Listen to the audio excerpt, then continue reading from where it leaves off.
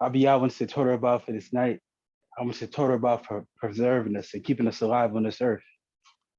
Abi, I ask that you can continue to feed us with wisdom, knowledge, and understanding as we study your word and also learn how to hear your voice.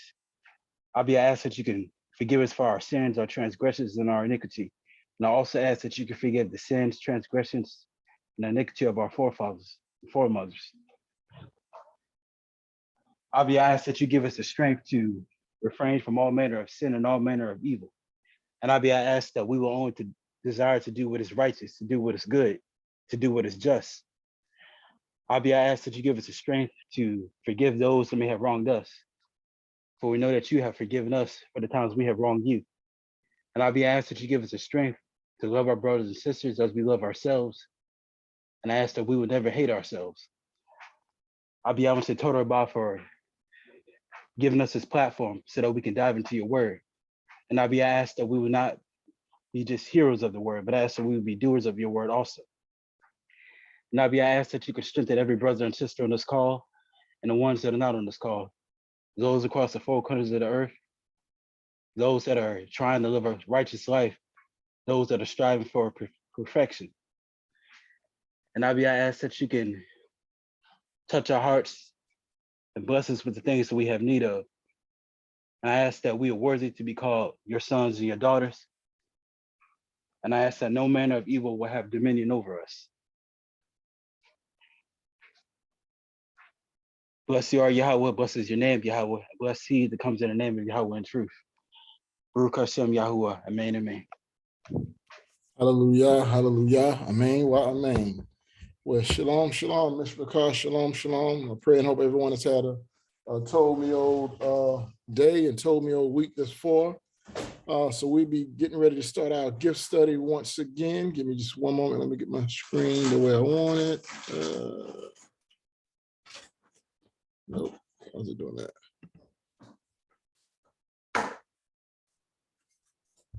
Yeah, bear with me. All right, why is this thing not sharing the way it's supposed to?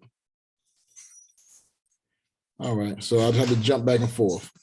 Okay, so y'all can't see my screen right now, right? King.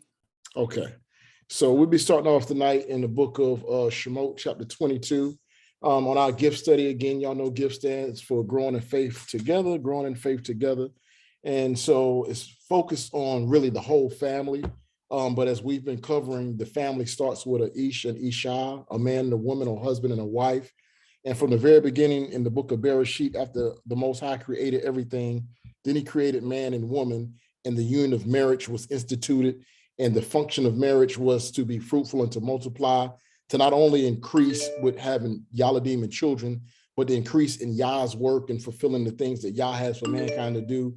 And marriage is still supposed to be in the image that the Most High called marriage to be in, or he ordained marriage to be from the beginning. As we started last week, we were saying how modernly, in the way the culture is today, people have gotten out of doing things the way the Most High wants them to be done, and marriage just looks totally different today. So we just want to go back in to cover some points. So I want to focus on some laws first.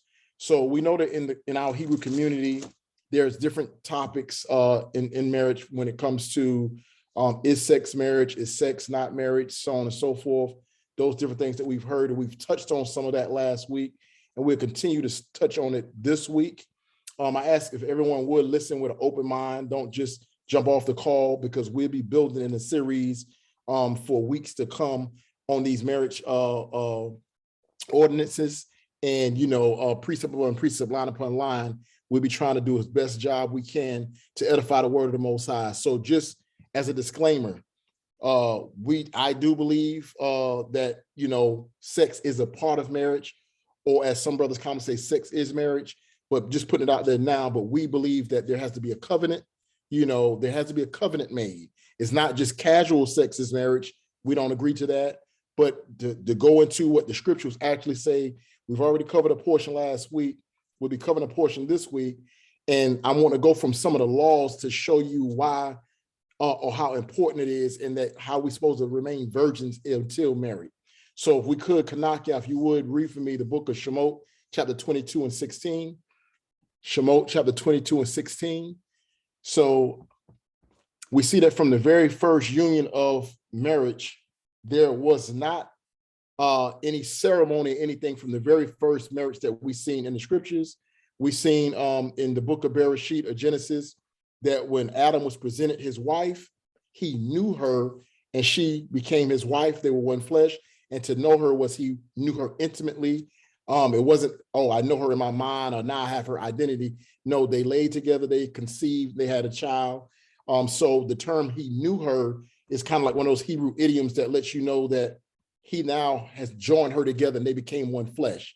But still, the covenant side was already there as well, because the father actually who instituted it gave him the woman. And as we've shown in the patterns throughout the scriptures, when Abraham, whichever dialect you're familiar with, wanted a son for his, wanted a wife for his son, he sent for her. He had her brought back to him, but there was a covenant that was made between the families before she came back. And then he took her into his mother's tent and he knew her and she became his wife.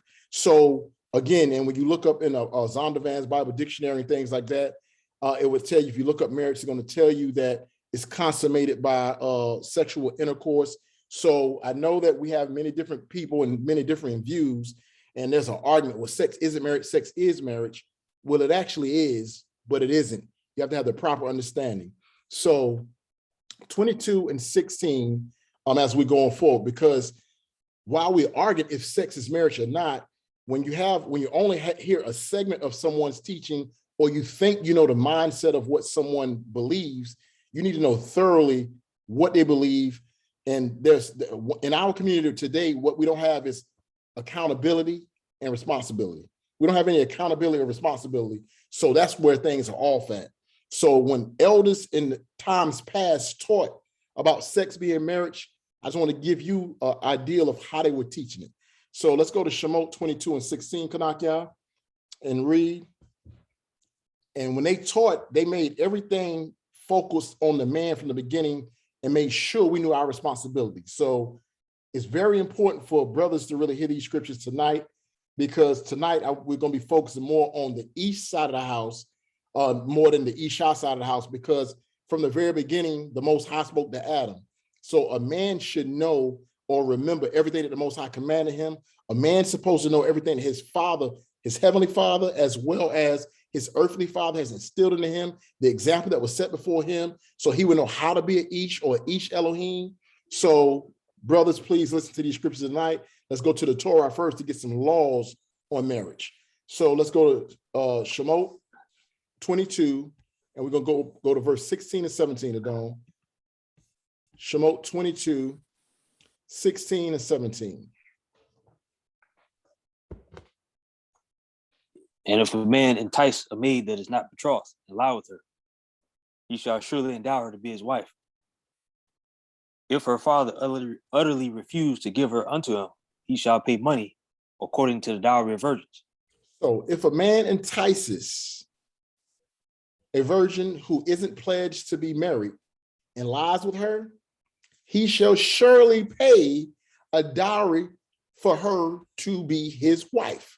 So starting off here, we're seeing that this is showing responsibility. This is showing some accountability. That if you're out here thinking you're going to casually lay with the virgin, if you think you're going to just casually lay with the woman, and the way the elders taught us back in the day, you're not to lay with any woman unless you intend for her to be your wife. Because once you do that, that's who you have to be with. You have to be with her.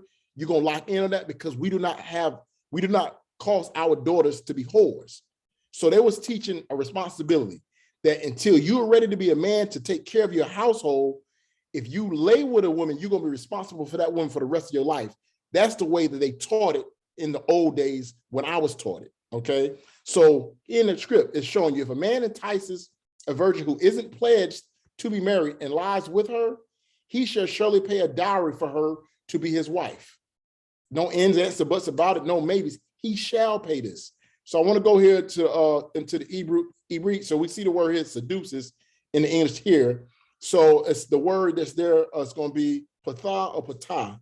It says primitive root to open. i.e. make rooming, usually figuratively in a mental or moral sense. And you go down here to allure, to deceive, to entice, to flatter, persuade, silly one. So entice is the word used in some places. Some people use the word seduce when you look at different translations. But when you look at the function of it, it says to open or to make rooming, because a virgin is a precious Betula. She's precious to the father and she's precious to her father. And she's supposed to be covered. So these terms that we use in the Hebrew culture, we need to really look at them, because her father is supposed to be her covering. She's supposed to be covered. Her dress style should be modest and she should be covered. And if a man entices or patas her or seduces her, he's now opening something that was covered. He's now opening something that was brand new, something that was valuable. So we should be teaching our daughters that virginity is riches. Whereas today they're taught that giving up their virginity, if they don't give up their virginity, that they're lame, or whatever these terms our children are using today, and all this peer pressure. But no, virginity is priceless. It is of value. So our daughters are supposed to have a value as well as our sons. But it's showing here that Yah has in place that if a man seduces, allures, if he opens up a virgin, a Bethula, who has not been promised to anyone, isn't pledged, he shall surely pay a dowry for her to be his wife. Meaning what? You can't just open this virgin up and go be with someone else. If you lay with her, she's yours and you're supposed to take care of her. And you're not going to just lay with her freely, because you owe for tricking her, for enticing her. And you know how it is, in at least when I was coming up, the older guys would always come back and want all the younger women. And so they would have the nice cars and all these things, and they would entice them. So they were younger, and no offense, but they were of the silly mindset, and they would give in to that pressure from the older guys that were enticing them. However, according to the scripture, if you were around here enticing with your money and things like that, if you took this virgin, you were supposed to pay a price of a dowry. You weren't just to put her away or just to lay with her and play with her, and that's that. You've been supposed to be preparing yourself for this to be your wife. And you must pay for your lack of discipline. You must pay for the disrespect towards her father, for the disrespect towards her, because the way it's supposed to happen is a father is literally supposed to give his daughter away in marriage. Not as they do now, march somebody down the aisle that you brought to your father and he's just accepting it. He was literally, him and the mother were supposed to be able to give their daughter away in marriage, and their daughter was of value. Now, part two of this is, so here's why when we can say, yes, sex is marriage, but sex isn't marriage. Verse 2 or 17, or the second verse of this thought. Read 17, Kanakya.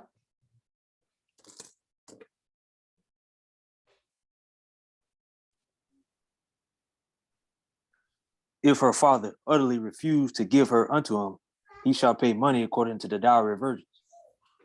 If her father utterly refuses to give her to him, he shall pay money according to the dowry of virgins. So we can still see here that what? In one instance, you can see where the mindset of sex is marriage is, because if an elder is teaching it from the proper perspective, it's teaching it that our daughters ought to be valued. And if you do this, you can't just be out here having casual sex. That is not acceptable in the sight of the Most High. And there's a responsibility and there's an accountability if y'all allow y'all flesh to put the horse before the cart. But there's still payment due.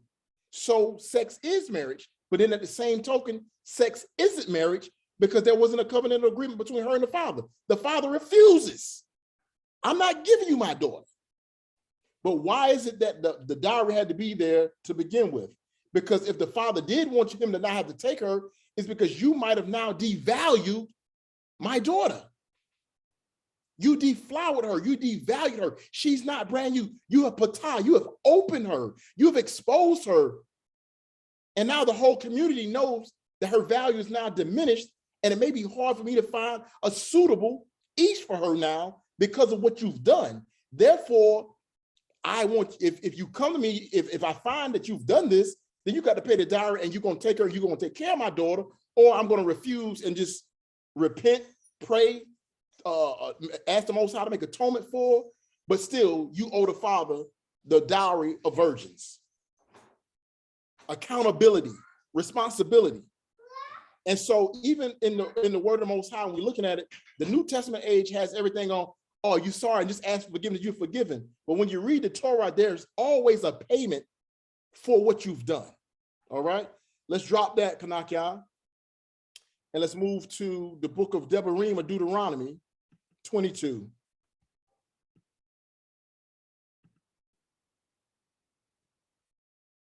Deuteronomy 22, and let's go to verse 28 and 29. Verses 28 and 29.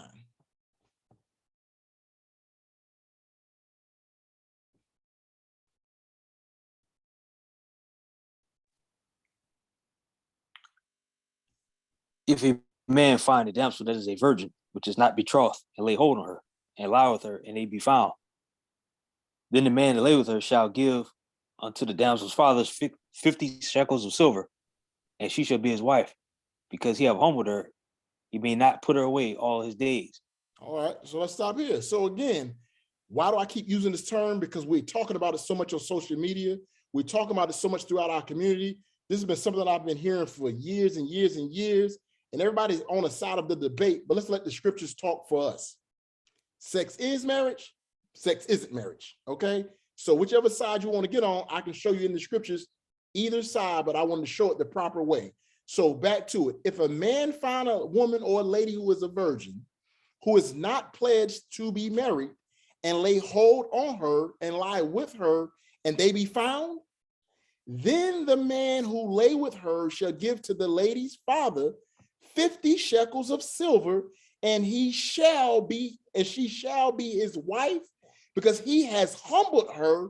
He may not put her away all his days. Responsibility and accountability for actions.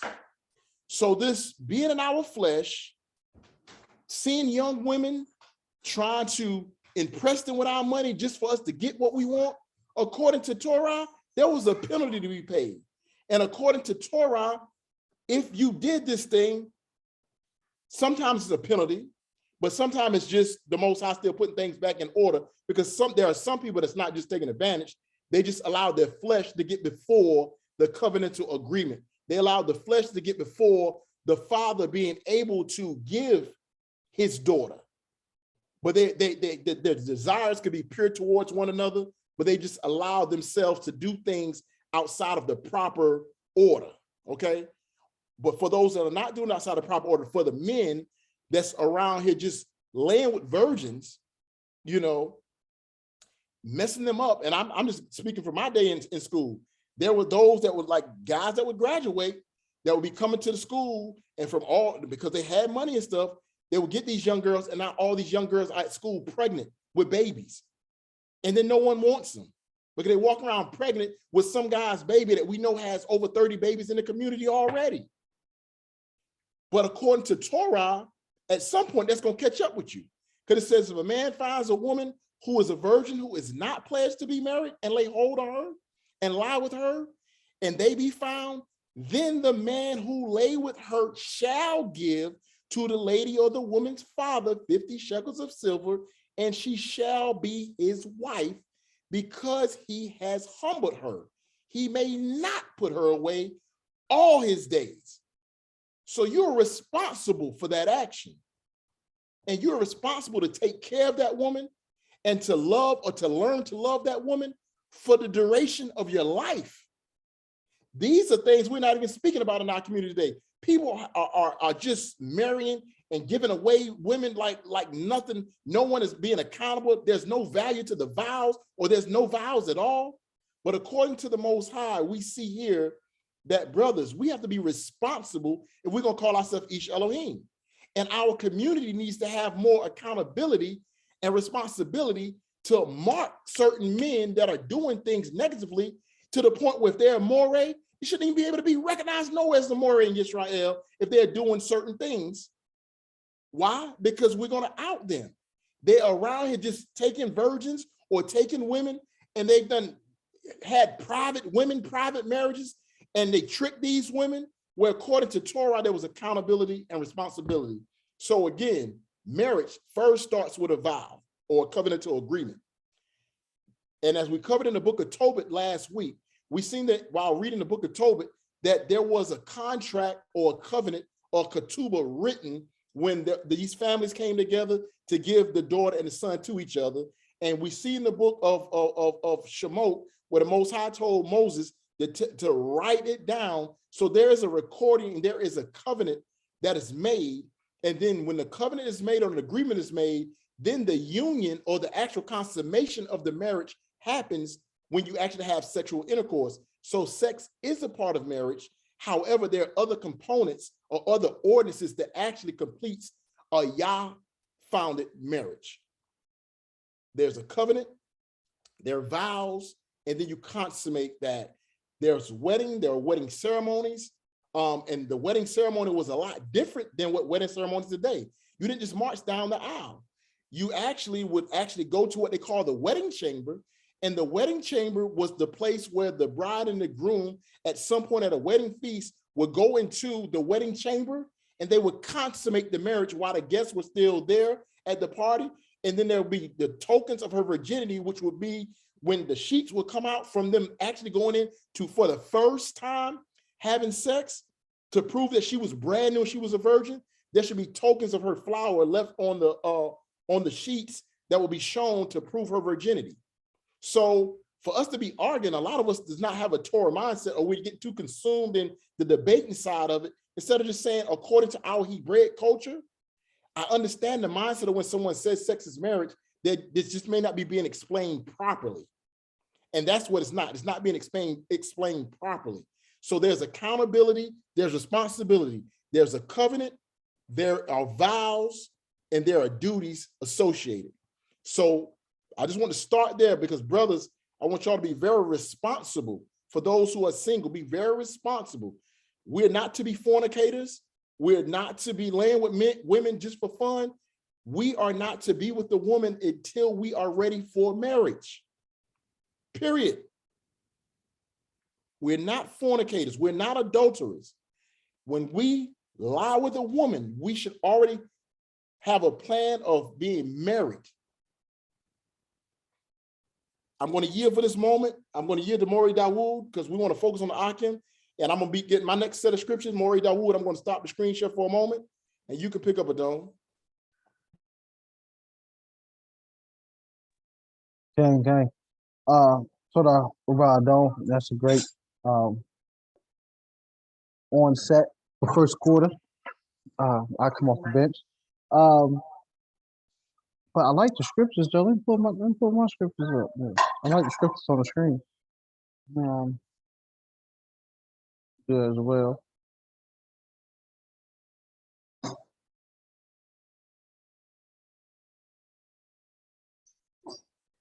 Okay.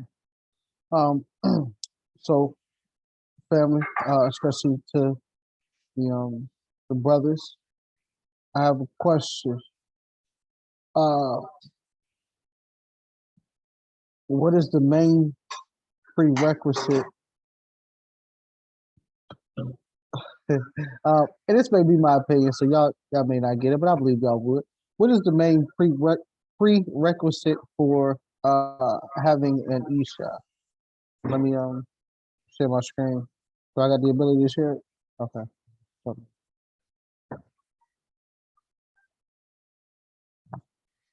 And I won't see any hands, so somebody raise their hand. I don't. Let me know. Oh, I do see it. Azar Yahoo, Shalom, Akeem. Or a coat. Shalom. Shalom. So you said, what is one of the prerequisites of like having an Isha? Okay. What is yes.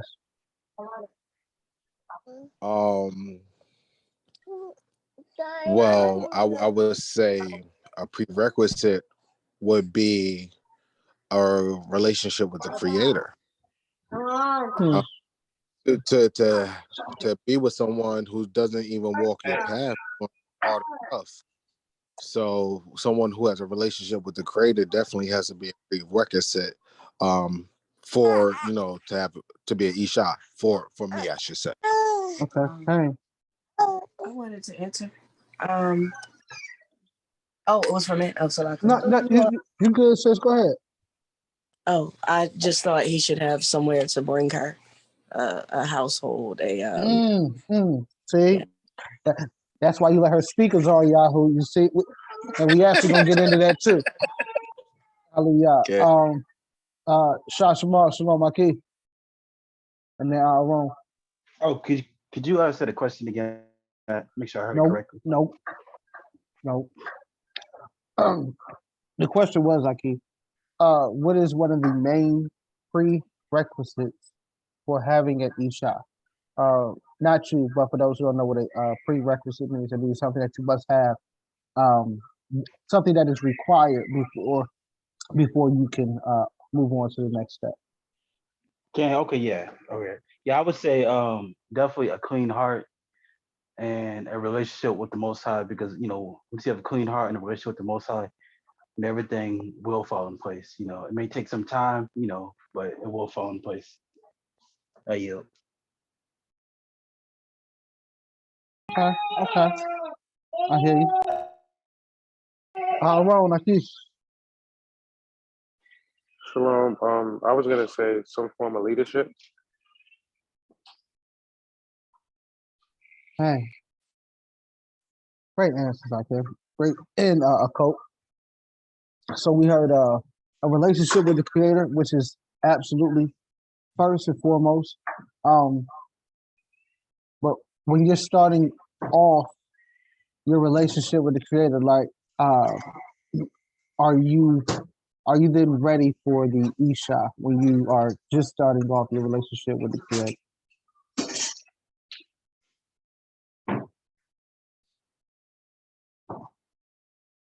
Yes? No?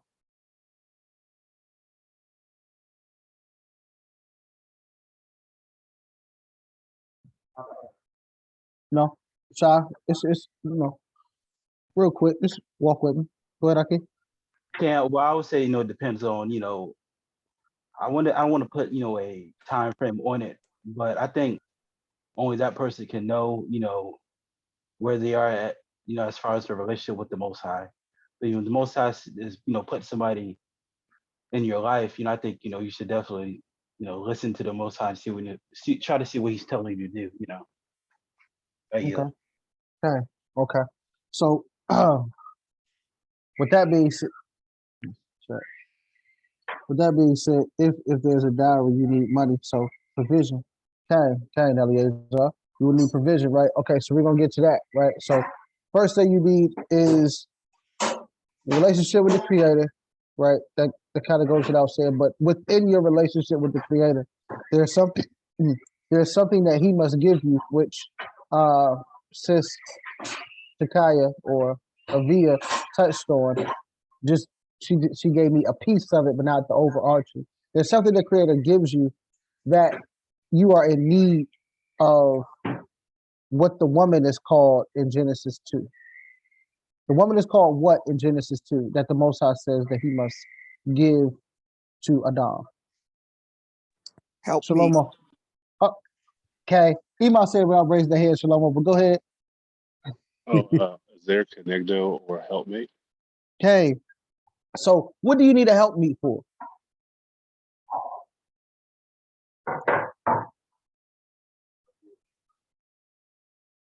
I just can't hear you up here. The people can't hear you. Adult yourself, what you say again?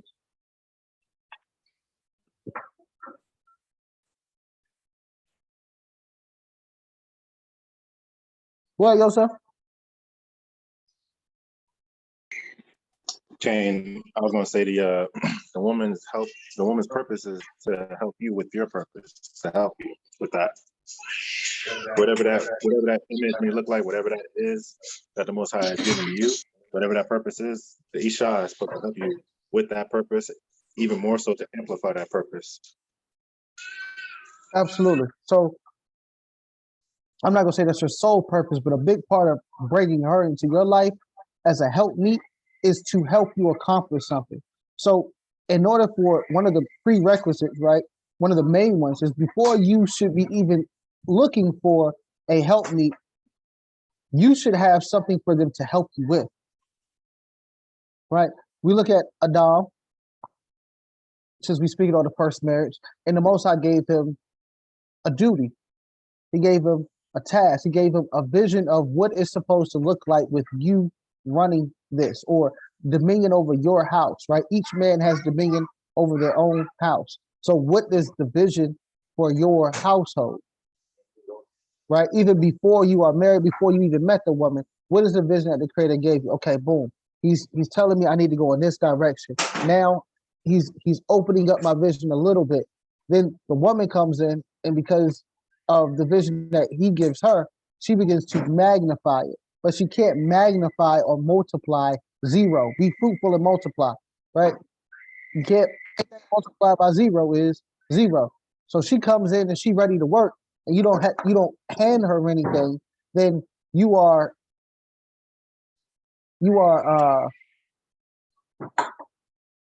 diminishing or completely going around the purpose of her covenant to your life in the first place. So, man, before you think about the woman, because you can't control your flesh and all of that, do not pull a woman into your nonsense. Because you just happen to be out, and all of a sudden y'all just what Adon was speaking on, y'all all of a sudden, flesh get to y'all, and now y'all stuck, and you don't really know what you're doing, and she's waiting on you to lead her. So now the household begins on a faulty foundation. So now we're going to get to what Avia said and what Eleazar said, and so on and so forth, which is what you need. Right now, I would say, you said provision. I would ask you about King David, or the one who took the hand of Caleb's daughter, but that's just for mental exercise for you. Let's go to the book of Shemot, commonly called Exodus, and we're going to go to chapter 21. I believe we just left it. We're going to go to 21, verse 17. So the book of Shemot, 21, and we're going down to 17. Oh, I said, when you speak about provision as far as the wife is concerned, I would give exceptions like King David, or the soldier who took Caleb's hand in marriage in the book of Judges. I think it's like Judges 6. But that's just something for us to build on later. So in Exodus chapter 21. Dang, I hate this GPS.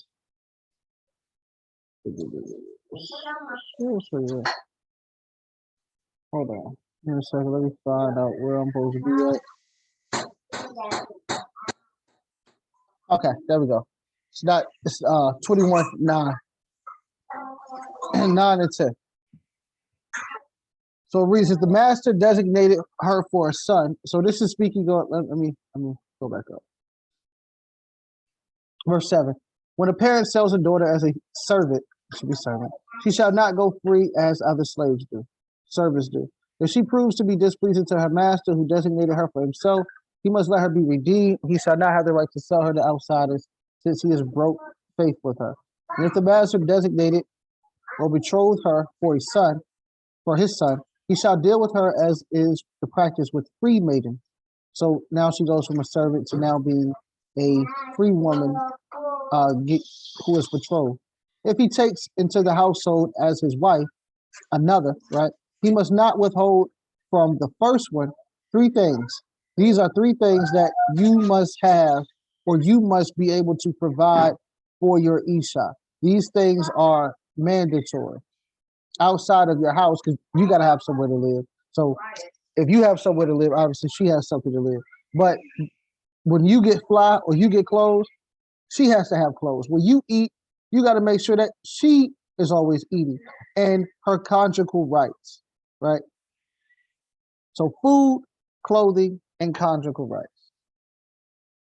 So that would this last one is key, and we're gonna kind of go into this a little bit because everybody understands that she got to eat and she needs to have clothes on. That would be up to par to where you are. So you can't be in Gucci, Versace, or whatever name brands you wear, and then she is shopping at Walmart because you won't allow her to match your fly. If that makes sense. That doesn't work. Her conjugal rights. So that means, what does that mean to y'all? Before we go with it, what does that mean to y'all? Not what conjugal rights mean, because I believe we all know what conjugal rights mean. And if you don't, just type it in, type that you don't know in the chat, and then we'll go into it. But what is it saying to you that her conjugal rights cannot diminish? As Moreh Samak would say, what do you see that you don't see?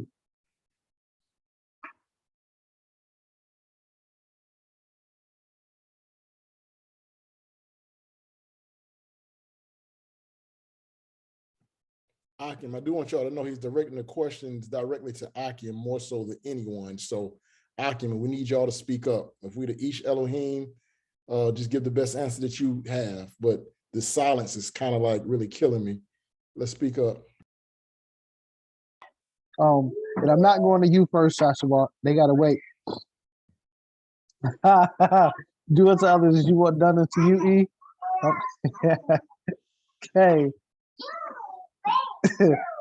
Sha.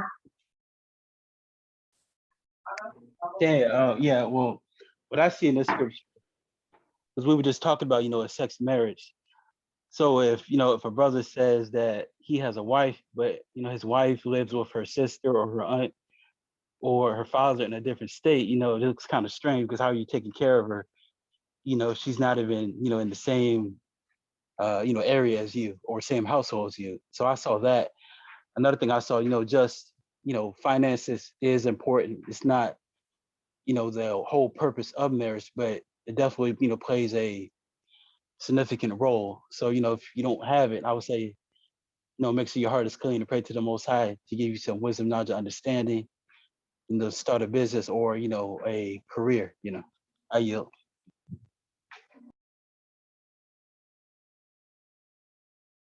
Okay.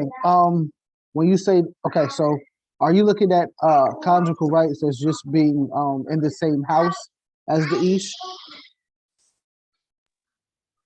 No, I meant as far as taking care of her, because I was thinking of an example of, if someone says, oh, I have a wife and, she's not even in the same house as her, meaning that he's not taking care of her. Someone else is taking care of her. Okay. That's the example. Yeah. Okay. So pretty much making sure that she has a place to stay as far as conjugal rights. Okay. It gets deeper.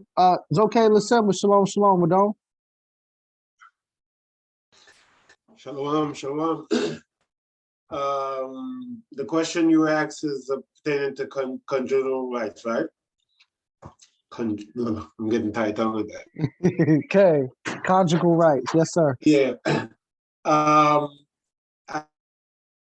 would say that it should mean that it shouldn't diminish the type of relationship you have with her from the beginning of your relationship on to the end of it, even if you did pick up a different a second wife or third, you have to relate that relationship as the beginning. It can't waver, you can't drop off, basically. Hey, absolutely. And come on now, it's okay. You talking about second wife or the third wife or the fourth wife. Come on now, we ain't adding up that many numbers okay. We not adding that many numbers. Roll, what's good? I was able to maintain more than one. So I'm not saying that that's what we're supposed to do now, but you in their time they were able to have each one of their wives or concubines. They had their own place. They had their own servants. We had enough money or resources to do those things. So in order for you to be able to do those things, you have to have those resources. You can't just have a wife and you don't have a place of her own for her to dwell in. And each one of them has to have their own. That's how it's supposed to be if you have more than one wife. Okay. But that's a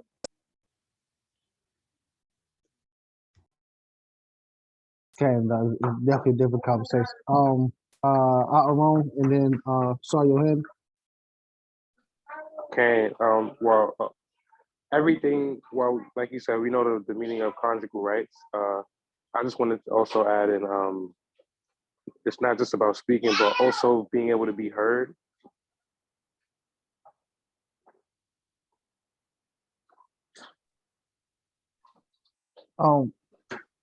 What do you mean by that? In regards to conjugal rights? Okay. Yes. Okay, I got you. Now, okay, I got you. Now, granted, that's not what we're talking about tonight, but I do got you. Uh, saw your headed, and then we're gonna move on. Marcus, I know he had his hand up first, and he put it down, and he put it up again. I don't know if he want to go speak before I speak. Okay, that's all. Marcus, I think that's more. Yeah, Yep. I'm sorry, I don't. I think I'm kind of hitting around it. I think everybody's kind of hitting around it. Man, you can't lighten up on the intimacy. You know, you Thank you. provide for, you're doing all these other things. Don't lighten up on the intimacy.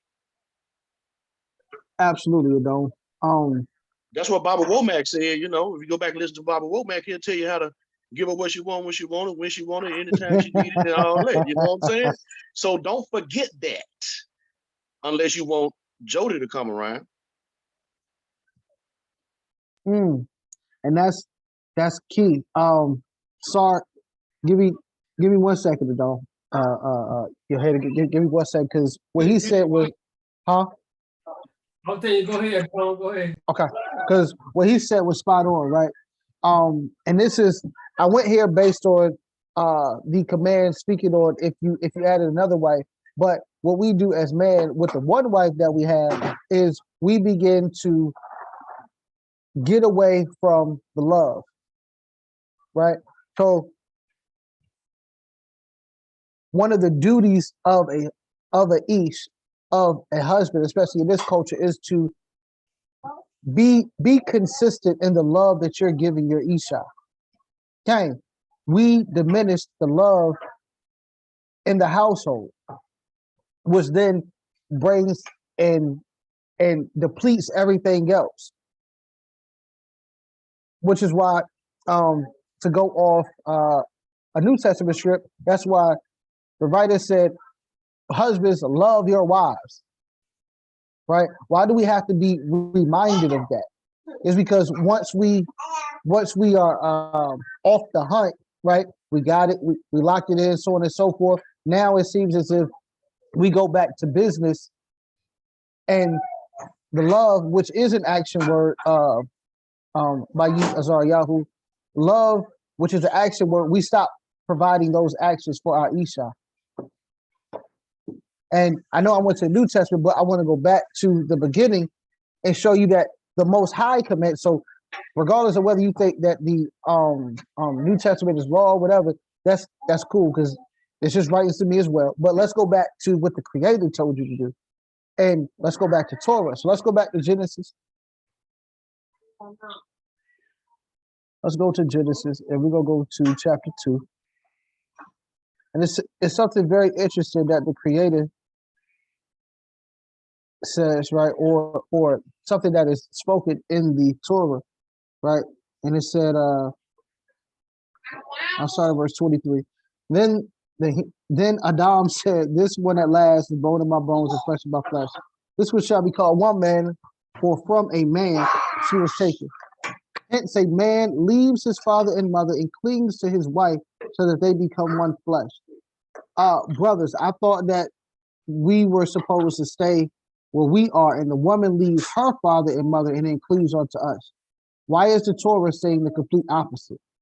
And then what does that say to you about what you should be doing? And we're going to get into this word clings or cleaves in a little bit. But brothers, why is it that you have to leave and you have to play the role of what modern society would say is the female's role?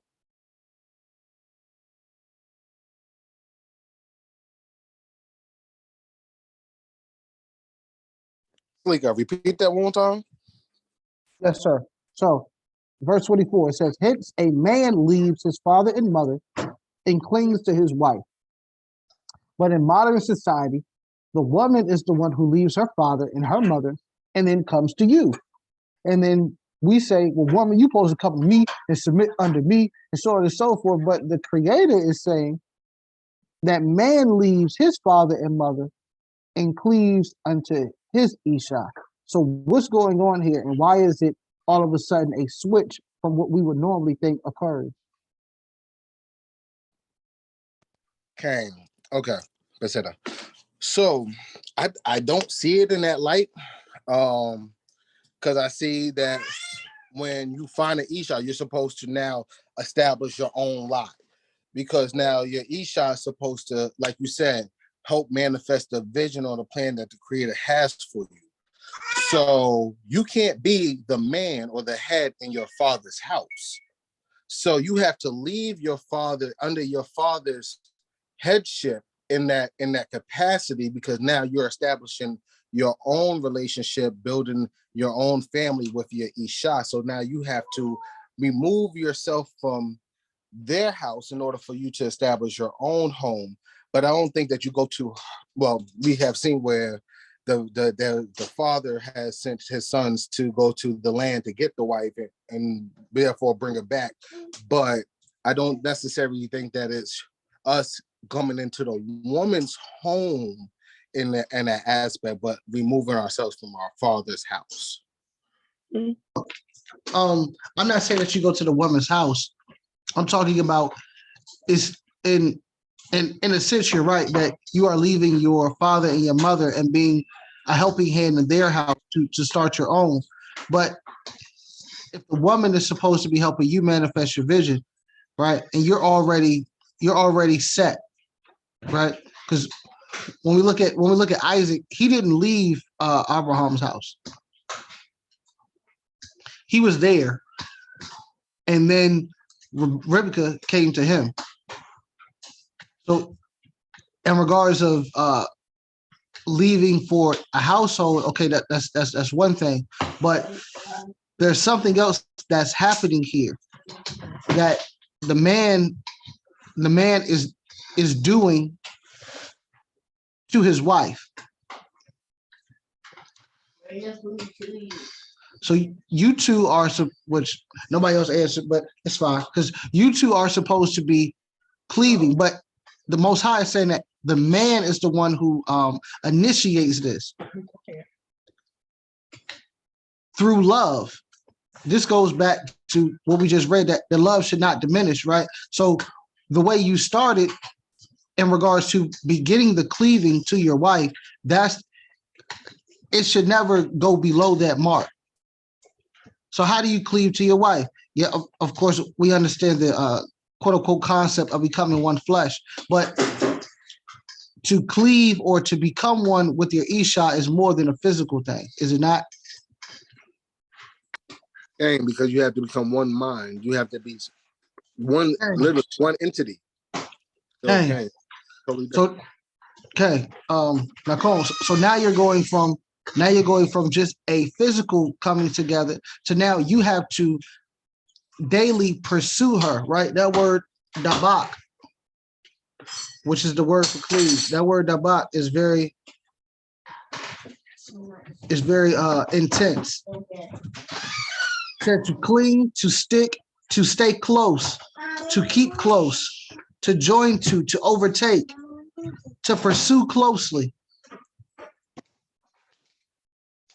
So it seems as even after the ceremony, right? You are still to be pursuing your Isha and overtaking her to the point where, as you said, you are one mind, you are one flesh, you are one thought. You guys are becoming, as you said, Azar, one entity in order to fulfill what it is that you're supposed to be fulfilling.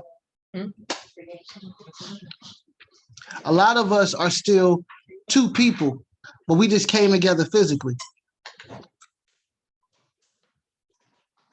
Not pursuing her, you don't really care about her mindset. Your mindset and her mindset, two different things. You hot, she cold. You cold, she hot. She want to go outside, you want to stay inside. You want to start a business, she telling you that you should probably just stay home. Like, you guys are not one. You never wanted to become one. You never wanted to complete the process. And you wonder why your household, y'all don't really communicate well, because you didn't complete the process that was your responsibility. Go ahead, Shashamal. Kenny, I kind of had a question since we were talking about, I forgot the Hebrew term. So from my understanding, okay, so should someone know right off when they meet someone, if they have a connection? Because we're talking about more on like a mental level, or is that something that is going to take time, or should that be a clear sign that two people, are just not going to work out together mentally? Can you say the beginning part of that question again? Should you know off top what? If someone is right for you, as far as, are you two going to be, a cod, be one mentally? Should you know that right off, or is that something that's going to take, some time to know? So it depends on the situation. Because some of the investigative time, or the time of investigation, what some would call courting is going to be longer for some than others, right? So the way that we're trying to go about it is including the family into it. So now you would kind of get a you would get an insight on what that woman is. Since I'm speaking to you, I'm going to speak as a woman. So you'll be talking to a father. He'll give you insight. Then you'll have conversations, so on and so forth. So it's not a quote unquote love at first sight thing. That's not reality.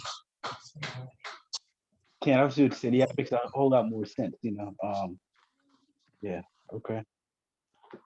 Yeah, it's going to take time. And Moreh, Samak, if you want to answer that as well. Yeah, as Eleazar put in the chat earlier, love is an action word. And when we were talking about this past cultural study about from the Hebrew, everything is more of a concrete and not an abstract. And concrete is going to be something that's tangible, something you can touch, see, taste, hear, feel. So a lot of times the emotion that we think is love is an abstract, because really, what is it? Like, you see this person, oh, love at first sight, and then y'all get together and it's horrible because that desire, that feeling that you had was abstract. It wasn't concrete. Love is going to be, no matter what you're going through, she's going to greet you at the door with a towel and know that you came home from work raining. There's going to be your dinner prepared.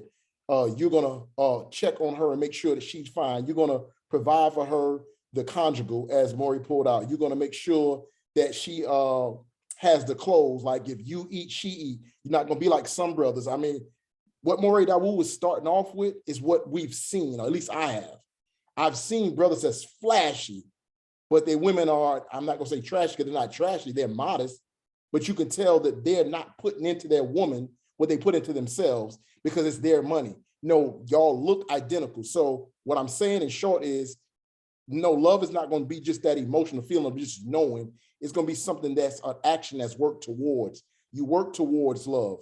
Now, some people will have that feeling and the actions will line up, but marriage, and I'm going to share this, that's why we have these studies, it's not always easy. It's not always fun. And that emotion that people think of love may not always exist. The Creator gives us laws, statutes, and commandments. And when we enter that covenant, regardless of what you feel emotionally, you're supposed to make it work. And the way you make it work is by the action of love towards the Creator. And then you'll grow emotionally, you'll grow Akkad to be one. You know, you won't be those two different people, as Moreh Dawood was saying, because you have people that come together with that action of that love and that passion on that first sight, oh, that's for me. But then your mindset or your ruachs are different. And then it's a tragedy. You know what I'm saying? Because you're two different people. It's all good for the physical and it's all good for a time until the reality sits in. You know, so no, it's not always going to be just because, oh, I just know this person is just for me. It does not always happen like that for everyone. That's why too many times we look at TVs, movies, and we look at other people's relationships, situations, advertisements, and advertisements is trying to sell you something. There's a lot of people that advertise things that is not as good as what the advertisement is. And there's people that never advertise that are living the life. So in short, Shad, the basics is one of the things that I would encourage anyone to try to make sure that you know the person has a heart towards the Most High.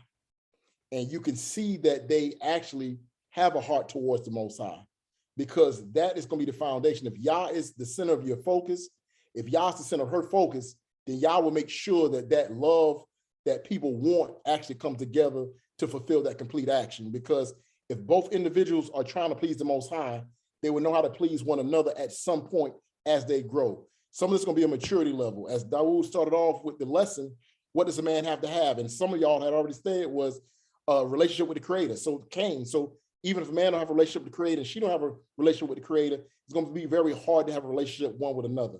So so the thing is to know that they have a relationship or a desire towards the Most High, and you can see sincere action within them, you know, and that's what you're going to look for, because we're trying to go by the movie appearance or what society tells you love is.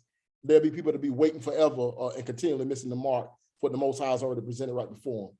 So I hope that helped, Adon. Again, this is a short version, but we can go into that in more detail and we can share some scenarios. I'm sure the emo and the elders have some scenarios they can share at some other time, but that's just a quick version of Adon. So marriage is something that we have to work towards. Marriage is work. You know what I'm saying? I'm going to tell you now, I'm not trying to scare anybody out of it. I love marriage, but marriage is also work. And that's the side people don't want to tell people, that marriage is work. Okay. It is a process. This word right here, cleave or cling, it is a process. Okay. If two walk together, unless except they be agreed, which means that word agreed really is meet. So unless y'all meet at a common ground, no, y'all cannot walk together. And the only way you're going to walk together is if you begin to allow the Creator to morph both of your minds. Both of your minds have to be going to the same goal. And then the Most High does what he does within your mind in order to get you to that place where you are now one flesh. When you look at our forefather Abraham and Sarah, you see that they are flowing together, regardless of whether they're having what one would call arguments or hostile conversations or whatever the situation. It doesn't last long because they're able to flow and the Creator is in the midst. No. This entire Genesis 2 explains what the marriage is supposed to be. One, there's a vision involved, there's a man, and there's a woman, and the Creator is the one who is putting it together. He's the one that is putting it together. And you even see, you know, the wonderful scripture that we always use where when a man finds a good thing, he obtains favor. When a man finds a wife, he finds a good thing and obtains favor with the Creator, right? You even see that Adam has to be able to discern that this is a Isha. Okay, you don't date to marry, you marry to date. Okay, Mama, I like that. You don't date to marry, you marry to date. Because you two are continuously growing. You should not be with the same person. If you're married over 10 years, 5 years, 3 years, me and Maisha just hit 7 years on Monday. If you are married for that amount of time, you should not still be with the same person that you met when you married them, because both of you should be maturing into the Creator. Not saying that your personality isn't the same and you're still on, laughing and joking, so on and so forth, but the mentality changes. You are maturing. Now you are becoming more and more into your purpose. That's still cleaving, which is where the dates and the times where you two are becoming one are very important, which is why you can't diminish the love. So just to recap before we move on to the next scripture. 1, man, you should have a vision. Don't look for a wife without something or a helpmeet or what some would even call a savior based on the word of Isaiah. But you shouldn't be looking for that if you don't have a reason for that. You don't buy rims if you don't have a car. So have the vision. Then you need to be able to take care of your wife, which is the food, the clothing, and the love. Those things should never diminish, which means she should have the physical necessity and the spiritual, emotional, and mental necessity of love, which is the conjugal rights. Then you two need to always be cleaving or growing together to be one, right? And in order to do that, this next scripture has to occur. So let's go to the book of Mishlei, commonly called Proverbs. And of course, we're going to chapter 31. We're not going to read the entire thing because we're not talking to our Akeem or to the Nashim. We're talking to the brothers. Ariel? Yeah.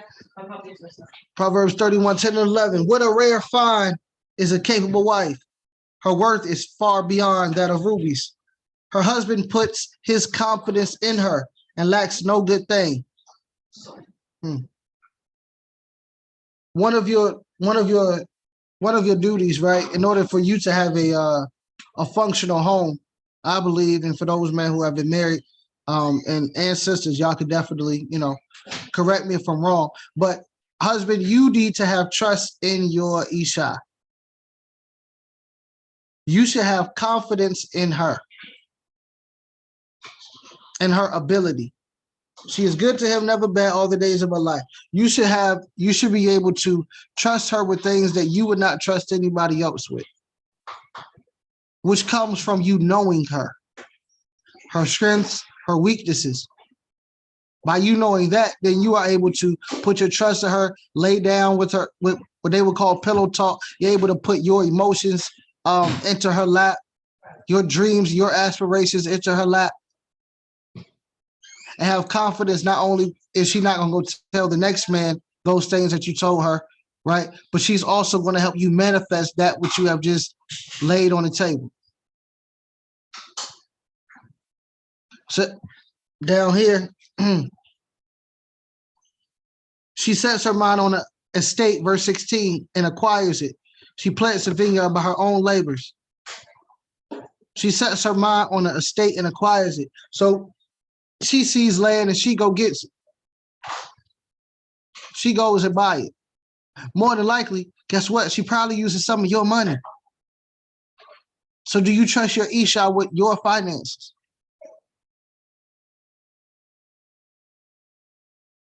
Or are you keeping it all to yourself based on the lack of confidence or trust in her to do what is right with it?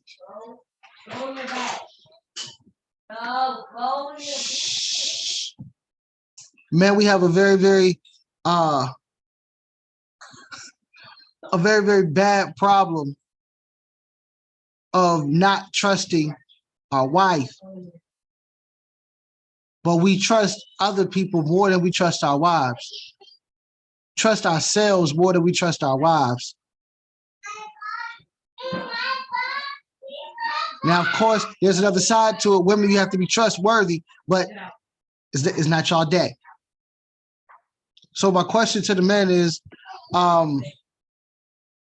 why is it hard, or do you think it's hard to have confidence in your wife? I probably shouldn't ask that question because I know y'all probably ain't gonna give me no straight up answers because the women online. But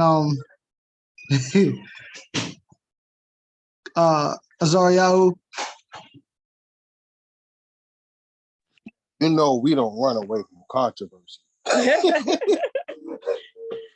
But I had to learn how to trust my wife. I didn't trust her right off the gate. Because that also goes with, you know, you gotta be real secure with yourself. You know, because trusting your wife, you have to trust her in more than just like the finances. You gotta allow her to see you when you're vulnerable. When you're at your weakest state. Like, there was a time where I would cry in front of Vivian and she'll start laughing at me. Oh, why? What? She used to say, I'm always crying. Because I was just, you know, because I shared my emotion. That's what it was. I understood life differently back then too. But as we have grown and we have grown together and grown in this walk, we understand the importance of sharing those pieces of us that everyone don't get the privilege to see. Because you can't trust everyone with your inner being. And if you can't trust your Ish or your Isha, then that's going to be, you know, you're not going to have peace in your home, because if you can't trust the one that you're next to, how can you ensure that everything's going to be right when you're not there? So, you know, it's, you know, we got to learn how to be open and vulnerable. And men have a hard time being open and vulnerable because we're told to hide our emotions. We're told to not show them. We're told to not do these things because that's not what a man is supposed to do. And then our women are also being taught, you know, that's a weak man if he does these things, you know. So it comes a lot of, you know, past traumas as well that has weakened the state of how we look at our confidence and our trust in our women. okay, total about and that's happened to, you know, other brothers and stuff like that. So don't think it's just you, Akeem, even though we know Avia's means sometimes. Moreh, Samak. Yeah, well, I'm gonna answer this question. I'm gonna be a little transparent with it in answering your question, and I'm gonna try to tie in to give an example to Shashamar vaguely as I possibly can. So basically, I trust my wife from the very beginning. Just totally trusted her because of, you know, for one, like I said, I knew her in the community. I knew her relationship with the Creator, so I trusted her because I felt that she would make decisions based upon Torah and just me knowing her and people who knew her. So I totally trusted her from the very beginning. And that's why I was telling Shah to seek someone after Yah's own heart. So I had that total trust in her. But in the show with Shah, also very early on with me and my Isha, it was for me kind of like that love at first sight type feeling, emotion. Everything was fun. Everything was joyous. We just perfect. We were super compatible at every turn. You know what I'm saying? And then we get together in the union and everything was good, but then we experienced turbulence. And that turbulence is the growth. And that's why when Moreh Daud was saying that you don't remain the same, there's a time of maturity. So so when you asking, like when you're in the position of trying to get to know someone, it's going to be all the fun stuff and those things that you feel, you're sharing things with each other. Oh, that's perfect for me. But then when you get together and actually learning to live together and to adjust, there's some things you would never be able to script or you would never be able to discuss, and it happens in the natural or in real time. And in real time, there's adjustments that have to be made. And so the super compatibility, we're still super compatible because of Yah and because we love one another. But then there's times when we're not compatible. And then when we weren't compatible, that thing we grow beyond not being compatible, and then we grow to being compatible in that thing. And so when you reach a point of not having something that you didn't know you were compatible in, it's that turbulence or discomfort until we get to the Akkad point in that, and then we go along compatible on everything, and then we figure out, hey, we didn't know we weren't compatible on this, and we make the adjustments and we grow, and we labor towards one another. So to answer your question, Adon, so from the very beginning, yes, I did have total trust. But I just want to share just a little bit vaguely with Shah Shamar that when you get into it, you know, because that trust is there, the things that we may have turbulence on, I trusted the Father will work it out because we trust one another that we're who we're going to be. And we know at some point with the discomforts or as he said about Abraham and Sarah, they had their differences sometimes or their slight arguments, but it didn't last long because, you know, you come back together. Like that's the last person on earth that I would ever want to not be compatible with is my Isha. So I yield it on. Okay, hallelujah. And all right, I guess you can have the love at first sight feeling. It's just a feeling. Well, you're right about that. Why would you not? Why would you marry a woman you don't trust or you don't have confidence in? That's setting yourself up from failure from the very beginning. The reason why you should marry her is because you know her and have confidence in her. So that's not at anybody, no, specifically, that's just a thought of your wife. One is you. So you don't trust her, you really don't trust yourself.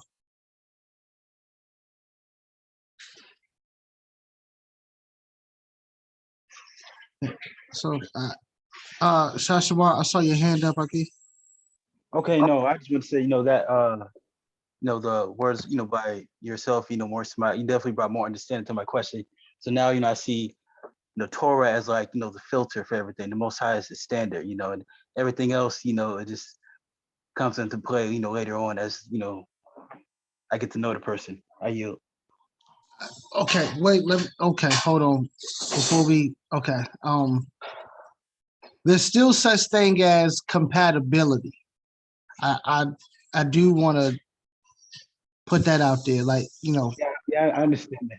Yeah. Okay, all right, just making sure that just because both of y'all in Torah that doesn't mean, okay, all right, hallelujah, all right, hallelujah, just making sure. But for everybody else, just because y'all both want to read Torah and want to serve the Creator, that doesn't mean you're compatible. That just means that both of y'all are going to serve the Creator and y'all can work together and build in the kingdom, not necessarily building a household. So I just want to throw that out there. Okay, so you should definitely have confidence in your Isha, that she can handle things and that you trust the Yah in her, right? Moy Baruch would always say, don't trust me, trust the Yah in me. And when it seems like me and the Yah in me aren't on the same page, let me get myself together. So you should definitely have confidence. Now, the next thing I believe is it's a rough one, but it's one that we got to touch on. And that's Job 2 and 9. So the book of Job, chapter 2, verse 9.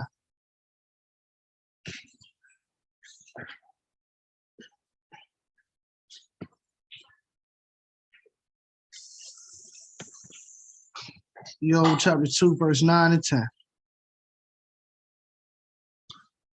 And it reads, his Isha said to him, you still keep your integrity, blaspheme Elohim, and die. But he said to her, you talk as any shameless woman might talk. Should we accept only good from Elohim and not accept evil? For all that, Job said nothing sinful. Right? So I came here to say that, men, one of your duties is to recalibrate your Isha, to correct her and get her right back to where she's supposed to be. Now, the rough part about that is you have to know the right way to go in order to recalibrate somebody. A lot of us correct women, but correct it out of our own understanding and our own thoughts and not the Creator's. So you tell her, be quiet, because she's telling you something that the Creator's telling her to tell you, but you don't want to hear it. So now you try to play the, well, I'm the head of this household role, when that's not the way of the righteous. but you are to correct her. You are to make sure that your household is being covered is in righteousness. Of course, there's another side to this women, but I can't wait to get to y'all. That'll be a fun conversation. Y'all will talk more than these brothers will. But so brothers, let me ask y'all a question since y'all ain't gonna talk to me anyway. Is it hard to correct your wife? And if so, why?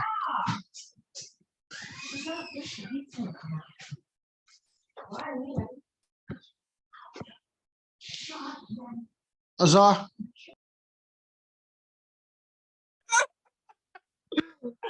Oh man, nice shot. Hilarious. She just said because she's crazy.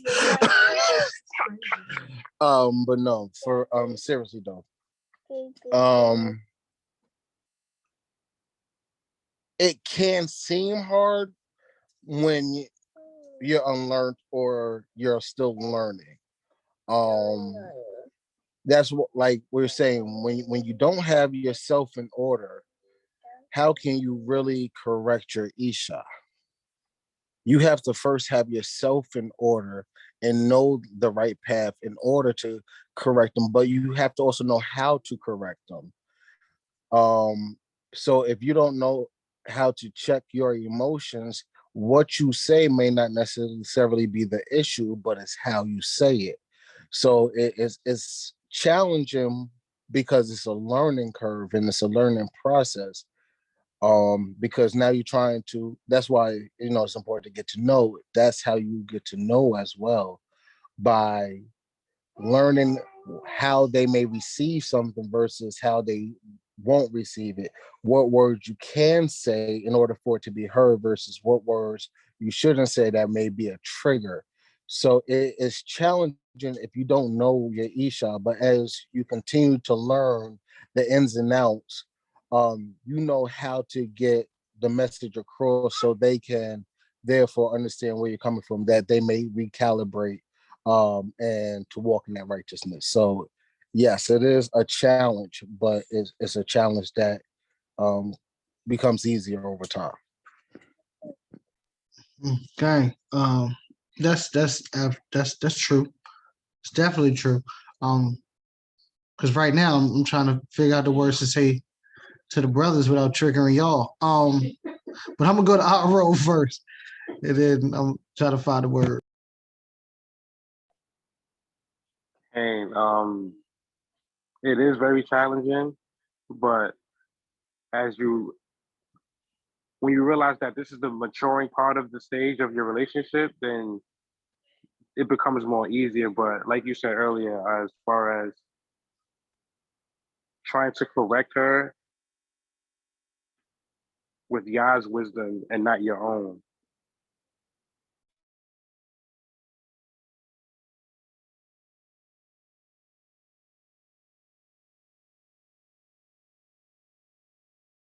Okay, that's it's very hard.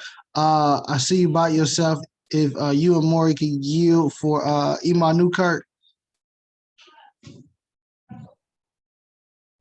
Shalom, my each want to say something. Okay, shalom, elder. Yeah, shalom. Praise y'all. It's to me, it's a blessing when you can communicate with your wife.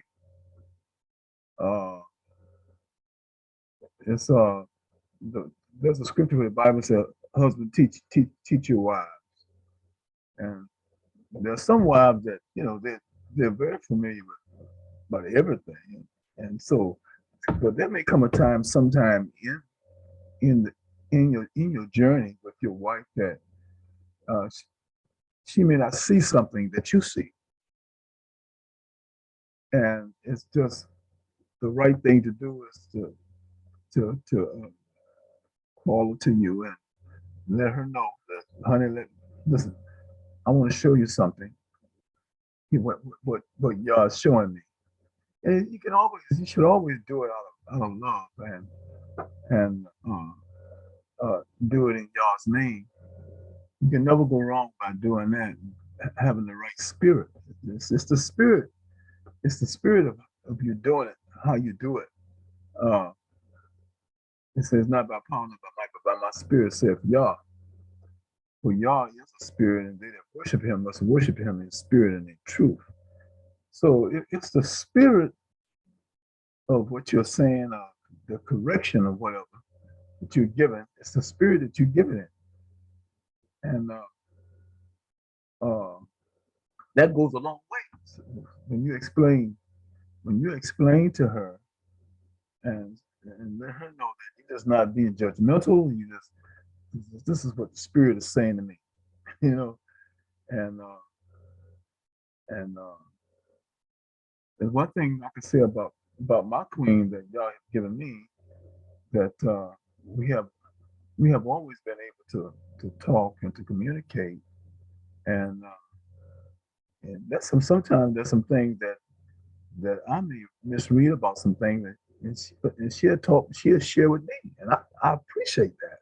I appreciate that because the spirit does it works with your wives too when they're closely knitted to Yah, to the spirit of Yah.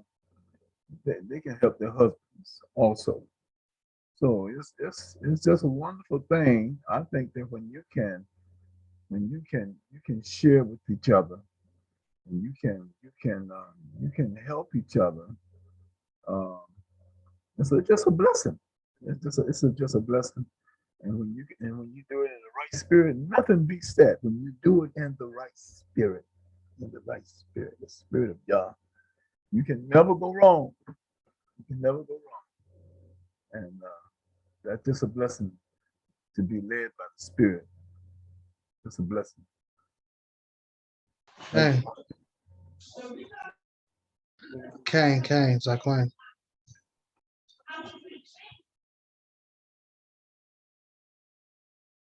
Okay. Told off for that. Though all those nuggets and jewels, Elder. I know you don't speak much, so when you do, everybody needs to listen. So told I for you. Adon yourself, and then Moreh Samak.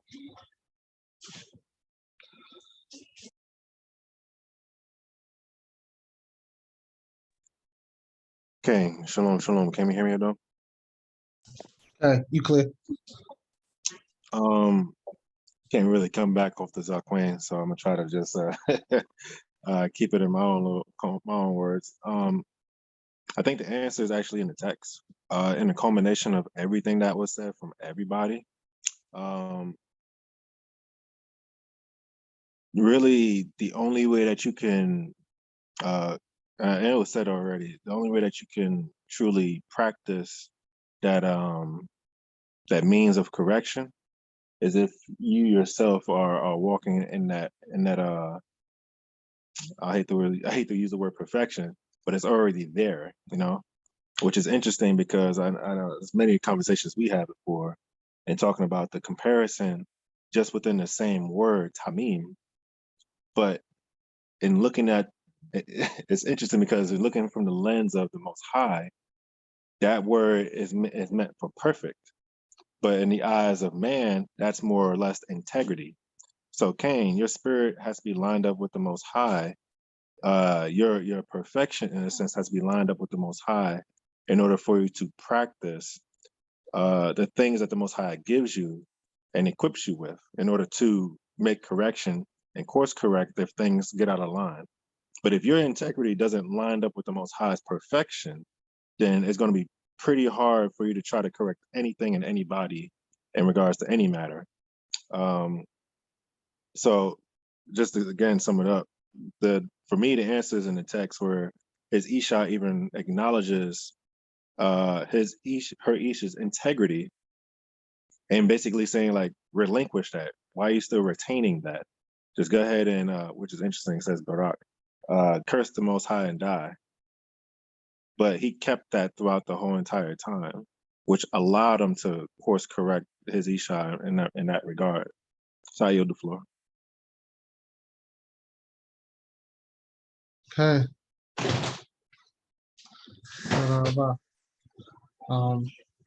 Moreh, Samak. All praise and honor be to the Most High. So I agree with everything that the Akeem has already said. But I'm about to have a Paul moment. So again, let me explain a Paul moment. People that have an issue with some of Paul's writings because they think he was saying something contrary to what they said. So I agree 100% with what everyone has already said. And I really like, as Akeem was saying, the ruach in which you do it in, and as Tazawar, yourself and everyone saying, you make sure that you are living according to the way you're supposed to present it. And so they know that you're a man of integrity. So when you present something, it should be easy to relay or to correct or or calibrate. But we have two things in text that I want to talk about. So we have Adam and we now have Ayob. And the difference is that we see that Adam didn't do something and Ayob had his situation slightly different. He didn't listen to it. So so what I'm going to say is, and I'm not saying for my household, I'm saying in general. And this is in general from visuals that I see regularly in our community, outside our community. It's hard for a lot of brothers to calibrate the wives because today, I'm sorry, I just got to say it like it is. I'm doing a disservice if I don't. They're too mouthy and a lot of them are too stubborn. So when Elder was saying he blessed Yah for his queen, and it's easy because we've heard the Imam speak regularly about how she was brought up. So she was trained up, dedicated up to be an Isha from a little girl. Praise be to the Most High for what Akoti Kayilya, Segula, my Isha, and all the Akiot that are coming together, working with the mentoring of our bots, the daughters, because they, sometimes I hear them and they're giving them the training or trying to give them the training they need at an early age to be different than what a lot of women are today. So when I look at elder women, a lot of elder women and how they respond to their husbands, it's an easier conversation when they're trying to calibrate them versus more of the modern women today. They're mouthy, they have to respond too much, and everybody's still in that, well, that's just me mode. Oh, you know how I am. And it's almost like a bragging thing about who you are or how I am, where it has to not be a yielding. We all have to be yielding to the Most High. So in some aspects, the women are yielding to the Most High. Then there's other areas they're not yielding to the Most High. And it throws off and it makes it hard on a man to actually try to calibrate. So then he's caught between the pleasing her or pleasing Yah. And a lot of times men are failing because they're pleasing the woman over Yah as Adam did, instead of just actually, sometimes it can be, and as I said, in love. The thing is, love is an action. Sometimes love is kind and sometimes love is going to be, all right, hush, shut down. That's the last word. We have to learn that balance also. So we can't just teach men to be unmasculine. And it's like we're just teaching this soft side of man when there still also have to be that firm foundation side of man also, to know when I'm going to try to, in love, in the right ruach, do it this way.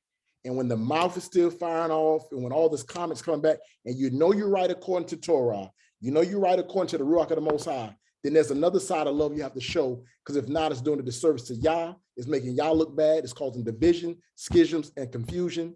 There are people that's talking about it that may not say it directly, but people see it and then it causes issues in other households. And that's why when you go to some scriptures, when it shows an example of what was made in one house, when you go to the book of Esther, when you see the example that was made in that house, if he couldn't get her in line, that was going to cause all other women to be off and out of line in their households. And that's the generation we're living in. There's been a lot of Vasti. There've been a lot of them that have now molded and shaping what modern women are today. And so men have to get back to in love and in the right ruach, trying to do it in love. And as it says in the Brit Kaddish, I deal with them according to knowledge. So the knowledge is knowledge of Torah as well as knowledge of knowing the era that we live in. So there's a lot of healing and a lot of calibration that has to be done, so that we have to do it with a sense of delicacy. but then there also has to be a timeline and a grace period. And sometimes we allow the grace period to overextend the correction. So I'm going to yield at that point. So that's kind of when you put that one out there, that's kind of one that that the brothers and sisters, we all have to work on ourselves and how we respond. Because sometimes the Akeem can't even respond to their women properly when the woman is right also, because of the generation we're in and a lot of the trash that we've learned. But but the thing is, according to the text, we can see that it can cause you to be put out of your purpose or out of your kingdom, or you can be like Ayob and still be in good status with the Creator by actually calibrating or doing what's necessary. So I yield at that point. Okay, Daud, and you kind of softened the blow that I was trying to figure out how to say, and what I was trying to say was, yes, we live in a generation where a lot of our brothers are soft, capital T, like Eddie Murphy said in life, is a capital T. They soft to where you're not able to stand on what the Creator said. Partially because you don't know what the Creator said. And then on the other side, women don't hearken to your voice, or your wife doesn't hearken unto your voice because you're not walking what you're telling her to walk. You can't correct a woman, right? Or correct your wife, or in love, get her back in line with the Creator if you're out of line with the Creator. Or you're not being the leader that you're supposed to be. How can you expect her to follow you? Why would she not say something back? Why would she not give you mouth? When your actions don't demand that respect. Just because you're the husband, right? And I know this, I guess this is my Paul moment. Just because you're the husband doesn't mean you're the leader. That is a position that you must walk into. You must walk that out. We see the Ahabs and Jezebels. Yes, there's a Jezebel spirit, right? Which is what Moreh was talking about. But in order for the Jezebel to be present, there has to be an Ahab. Jezebel is the one who's rebellious. She's the one that's leading everybody around her astray to worship Baal and Asherah. But guess who's right beside her? The quote unquote king of the house, who's soft, who's confused, who doesn't know the word of the Creator, so he can't walk it out, he can't correct her. That's Ahab. So if you have a Jezebel, chances are you are Ahab. You allow it to happen because you don't know the word and you're not walking it out yourself. So when you come to me and say, well, look, man, I don't know how to deal with this shit, bro. She keep talking crazy. I'm going to ask you, okay, first and foremost, all right, what's the situation? Now, what are you doing? Because I do know the generation and society that we're living in is one of loud women, is one of rebelliousness. I don't know if that's a word. Is one of rebellion. I get that, but I also see the men that we have coming up right beside them, and it's not a good match. Our forefathers were very loving, but they were also very humble and confident in the Creator. So if you're not that, you probably don't need a wife yet. And if you already have a wife, then you should be trying to get more like your forefather, which is one who stands on the word of Yah and the one who leads by example, and then is able to correct verbally. And I could be wrong, sisters. Y'all can tell me if I'm wrong, but y'all would probably listen with a lot less back talk to a man who's walking out what he's telling you to do.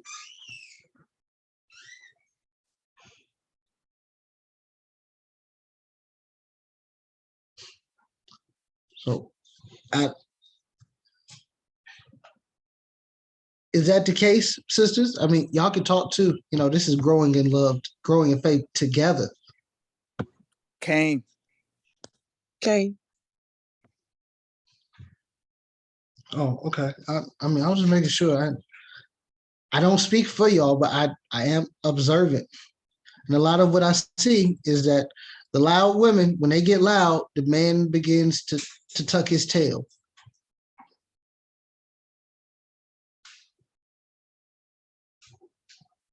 And I know that's not the generation that Moreh Samak came from, that Elder Newkirk, Zoke Lasimba. That's not the old school brothers. That's this new school type jean wearing generation, which I'm not a part of, by the way. I don't know where they got this from. But I'm just saying. So worries about or brothers or elders, what do y'all think about that aspect of the brothers not walking it out, so the women are less likely to walk in that correction that you're trying to get?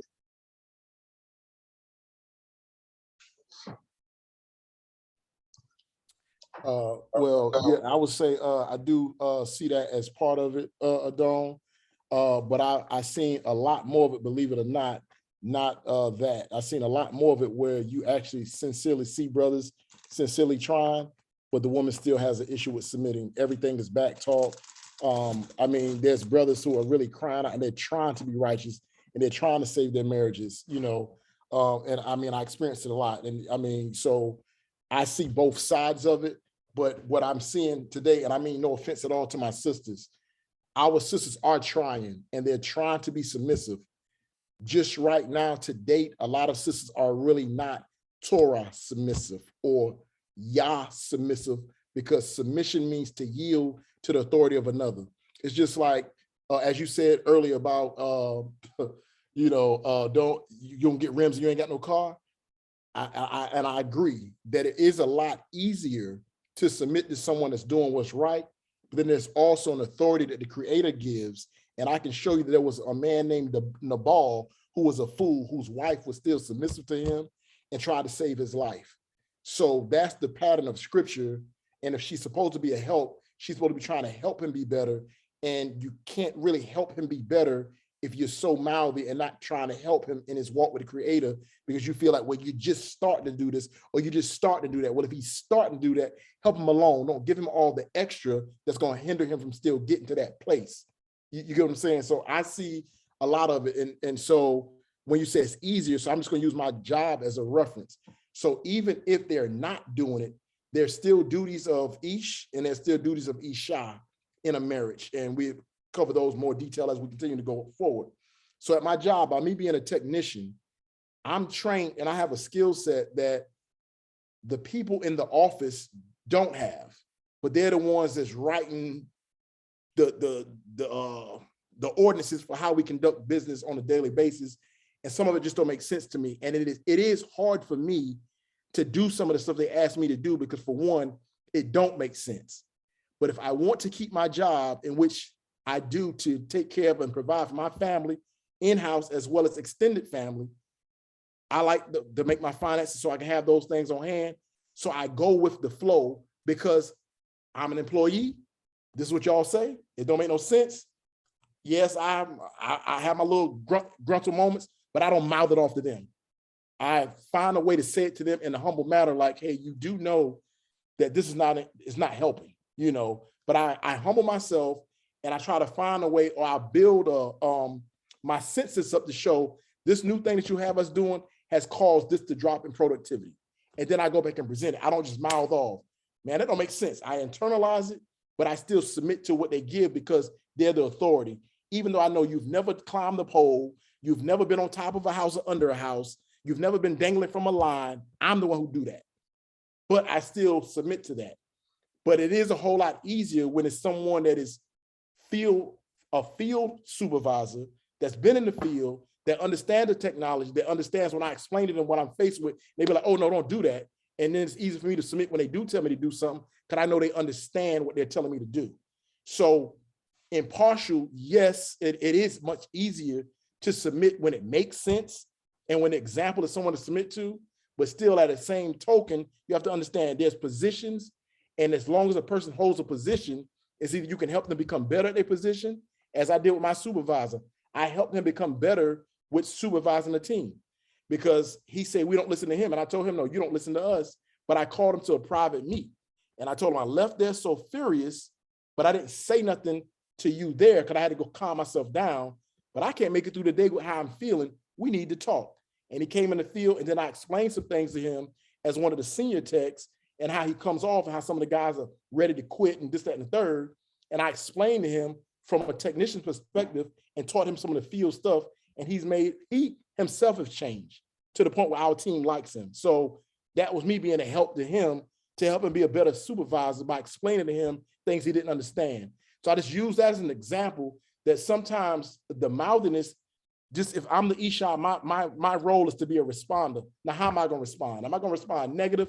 Or I'm going to take this and internalize it? Am I going to go to my prayer closet, if you were here to Isha, I'll tell you to do, and go to the creator and ask the creator, how do I now respond to my Ish in a way that I can, even though what he's doing don't make sense? So I know that was a long explanation to Dawn, but I think part of it, we still brushing part of under the rug. I see more for I see more brothers that are sincerely trying, but there are a lot of clowns out there also.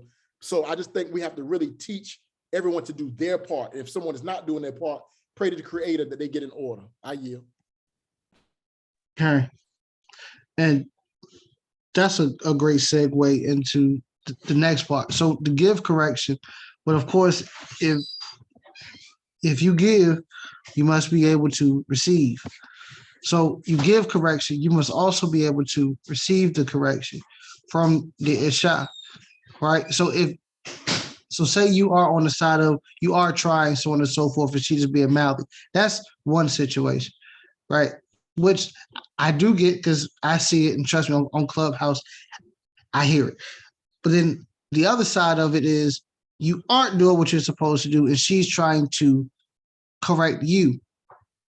And because you're the man, right? Or even in that scenario that Adon just gave, because you're the supervisor, when somebody who is one of your subordinates comes to you with some critique, you use your position in order to override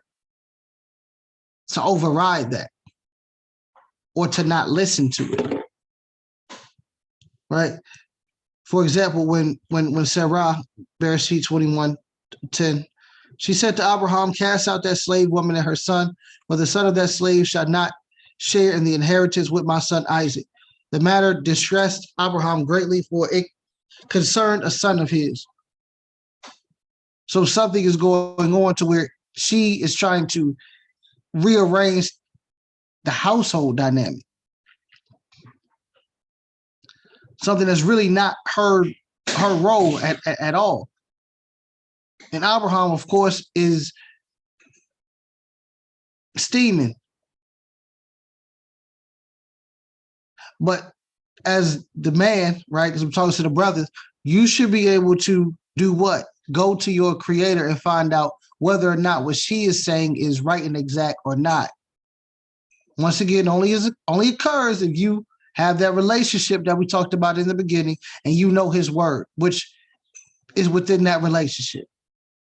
Because it says the next thing, that the next verse is speaking of his relationship with the creator. But Elohim said to Abraham, do not be distressed over the boy or your slave. Whatever Sarah tells you, do as she says, for it is through Isaac that offspring shall be continued for you. So as a man, you have to be able to hear the creator in her and not just look at her as in, oh, that's my Isha, or look, be quiet, I don't want to hear that right now, or any of that. There's a balance, which goes back to what the elder said of, it's a blessing to have someone to be able to communicate with, to where you know that this person isn't just saying this out of their emotions, or if they are, you correct them, right? Go back to correction. But this is being said in this wisdom, so I'm going to yield to that. A lot of our brothers, we don't know how to do that because we don't want to be seen as the one who listens to their Isha. Trust me, I've been in places where I get joked in regards to what it seems like the relationship between me and my Isha is. Because I listen to my wife. I don't get it twisted. I've run the house, but that's not important. But I listen to her because the Creator speaks through her. So if you have a wife, right, which Yah forbid, but if you have a wife who you know is not aligned and, or yeah, you know that's not aligned and she's just talking, okay, cool, it override that. But if you know that your wife is doing what she's supposed to do in her relationship with the Creator, you should probably be less prideful and more attentive to what she's saying. Because more than likely, as we see through the scriptures many times with righteous women, what they say is usually in line with the Creator.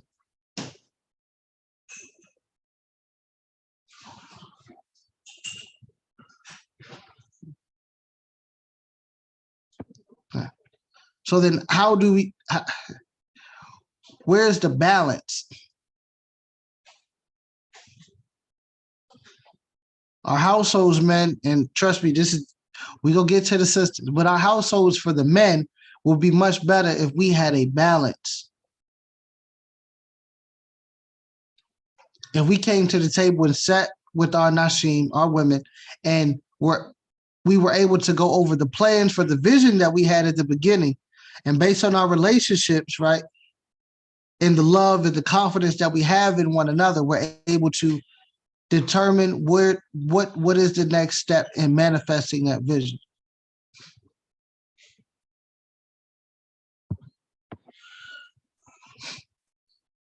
That's how that goes.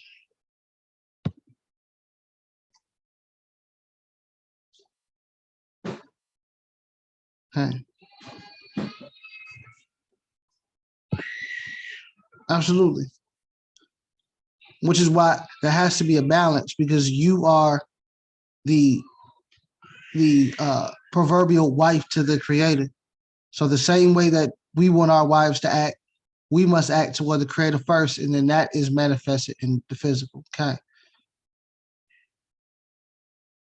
But brothers, the household changes in the houses will strengthen based on us starting it. It doesn't start with the sisters, it starts with us. So I'm going to give all praise to the Creator. Yield the floor back to Warrior Samak, and once he's done, I'll he can open the floor, do whatever else is he sees fit. So hallelujah. Yeah, hallelujah. Toda Rabbah, Don, Toda Rabbah. That's good information. I just want to have one scripture that I would just like to tie in with everything that Moreh is going into tonight. It may not cover everything, but I just want to go here to cover part of the point that he was making. And this is going to, let me, where's screen share at again? In the world is that? Oh, you, this is stop, other screen. Yeah, continue. All right, where's it at? And I know we're 10:22, so I'm not going to be long, Mr. Bakar. So Akeem, tonight, as well as a part of the next study, we will still be focusing on a lot of the duties of men, because that's where a lot of stuff it starts with us. We got to get ourselves together. And that's why Moreh Daud is focusing mainly on us, because too many times we are wanting to be the head and focusing on what women need to do, and we don't have our stuff together, and we got to get it together, all of us, self-included. So we still have things that we have to work on and things we need to mature in. But one thing that I want to go into is this is from the book of Tobit, chapter 4, and I'm going right to verse 12. It says, "Beware of all whoredom, my son, and chiefly take a woman of the seed of your fathers, and take not a strange woman to be your woman, which is not of your father's tribe. For we are the children of the prophets, Noach, Abraham, Yitzhak, and Yaakov. Remember, my son, that our fathers from the beginning, even that they all married women of their own kindred and were blessed in their children and in their seed shall inherit the land. So I'm going to stop here for a moment. So going back to when Moreh Dawood was talking about compatibility, you having a purpose and things like that. So in your purpose and in your vision, you should have a plan. And in your plan, you should plan to be with a woman of Yah. You should send for a woman or pray for a woman of Yah. And it told you, take a woman of your father's tribe. What it's basically saying is someone that has the pedigree or the ruach that has been taught. So they've been taught a condition to be a wife. They've been taught Torah. They've been taught righteousness. You know, they already know the dietary. There's certain things that they will already know because they're of your father's tribe or of your father's house. And it says, know that we are the sons of the prophets. Noah, Abraham, Yitzhak, Daud, so on and so forth. We are the sons of the prophets. So therefore, our standards and our selection in a woman should be different. But as Moreh Dawood was saying, but if we don't know what the words say ourselves, we don't even know what we're supposed to be looking for. We have no plan. So we've been conditioned to look for love in all the wrong places also. So we have to start understanding, what does a woman of Yah actually look like? What does a woman modelly today of my father's tribe look like? So right now we have Yah to be our father. So what would a tribal sister of Yah's tribe or the tribe of our forefathers look like today, you know, spiritually? So we need to keep those things in mind, because now what will make us more compatible is how compatible are we with our creator, with the Most High Yah.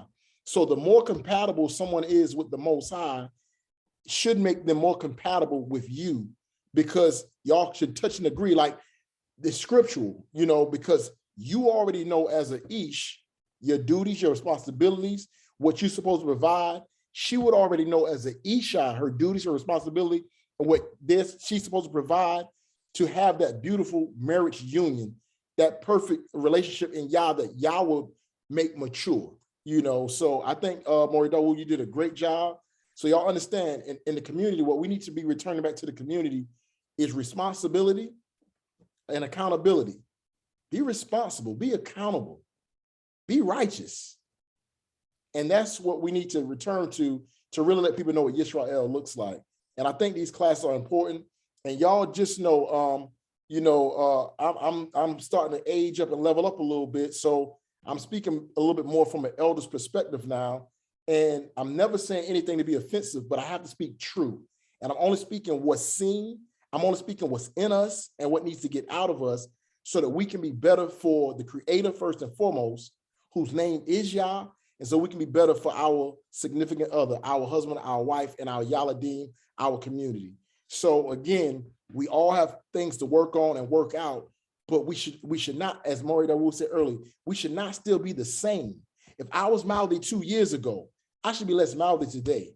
If my Isha did not see me setting a good example of an Ish Elohim 2 years ago, I should be 2 years better today. And we, before the community, people should see the growth in us as a mishpachah. They should see that we have been being fruitful and multiplying and not the same. So with that, marriage is honorable in all, the bed is undefiled, and the Most High started off the beginning of the Torah with creating everything, creating man and woman, and joining them together in union. And we need to restore that beautiful picture according to the will of the Most High. And we all need to yield ourselves to the will and to the Ruach and to the Torah of the Most High and not ourselves. So with that, I hope that this portion tonight has been well edifying, been well received. And I know there's some personal stuff that some may have to ask that's not fit just for the class. But as we always say, we have elders, we have imams, we have morehs. If anyone ever needs any personal or private conversation or counsel, we're here for you. The scripture said there's safety in the multitude of counsel. So by all means, you know, there's some of us that the Most High have here that if you need an ear to speak with, we're here to help you, because the Most High never intended for divorce. The Most High never intended for us to be whoremongers or fornicators. the Most High intended for marriage to be together, and for us to be joined together for duration. So with that, I give all praise, honor, and esteem to the Most High. May He bless all our marriages, and may He bless all our single Akeem wa Hakiyot to prepare themselves to get their vision, to know their mission, their purpose, their function, and may He bless you with your Ish or Isha in the time when it's Yah's will. So I hope this class has been helping. All praise, honor, esteem be to the Most High. So that's all I have for closing statements. And I will open it up now to imams and elders. If y'all have any words, I know it's 10:30, but Moreh Daud covered a lot, and I want to give any of the and elders, Zakanim, if y'all have anything y'all want to share before we get ready to close out. Shalom. I just wanted to say that it was a Tov study, very well edified and what have you. And I know y'all get tired of me talking about my husband all the time. However, he led by example. And because I could see the love of Abba in him, when I first started out, I was not submissive because in my first marriage, I had to wear the pants. My husband was quiet and soft-spoken. And I mean, somebody had to take charge, so I couldn't charge. But once I got into my second marriage, Herman let me know what my responsibilities were and what I was supposed to do and not do. And he was the head. This is what I do. This is not what you do. And I had no issue with that because everything was done in love. There was respect and there was trust. And I had no problem being submissive to him. He led by example and his life reflected Yah. And I feel like if the Isha sees this in her Ish, then there's not going to be a problem. And if there's still a problem, then whichever one is not lining up with the word, then I guess the other has the responsibility to pray for that one and to continue doing what their responsibility is. I mean, somebody has to take the high road or what have you, but this is a very tough study and it was well needed. Thank you for your words of wisdom, Eli. Never feel like we're tired of hearing you talk about our elder. May the Most High bless his memory, and may the Most High continue to bless you.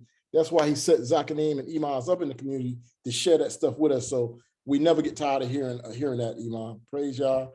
And I just thank the Most High that I had elders to be raised up around to see how they treated wives and help humble me to learn how to not just be the head of the house and that hardcore guy that I was, but also how to love and how to better treat a woman. So never be tired of sharing that. I mean, you know, like I said, I seen how how he treated you, how Elder Newkirk treated Imam Newkirk.